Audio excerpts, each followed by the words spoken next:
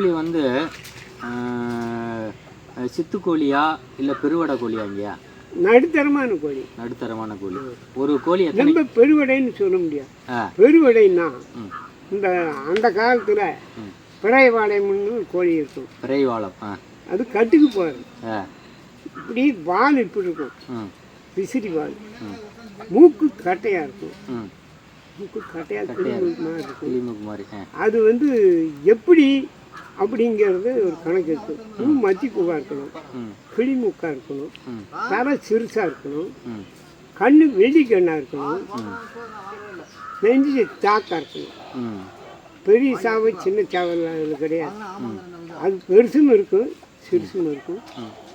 நல்லா பாதுகாப்பாக வந்தால் பெருசாக வரும், கொஞ்சம் முடியலைன்னா கொஞ்சம் பெருசாக இருக்கும்.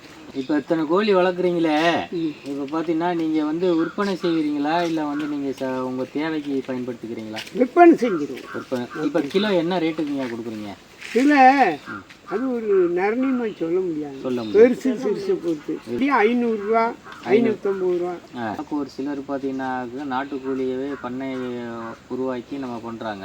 ஆனால் நீங்கள் வளர்க்குற கோழி பார்த்தீங்கன்னா இயற்கையோட இணைஞ்சு அது மாதிரி காடு மேடு தோட்டந்தரவுக்குள்ளே ஃபுல்லாக போய் வந்து சாப்பிட்டு நல்லா அது எல்லாம் தோப்புக்குள்ள பூரா பறவை தெரியும்.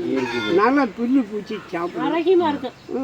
அரிசி போடுவோம், மற்ற இதுகளும் வாங்கி போடுவோம். தென்னந்தோப்பு வச்சிருக்கிறவங்க 2 மாடு வளர்த்துக்கலாம், கோழி வளர்த்துக்கலாம், மாடு தென்னந்தோப்பை பராமரிச்சுக்கலாம்.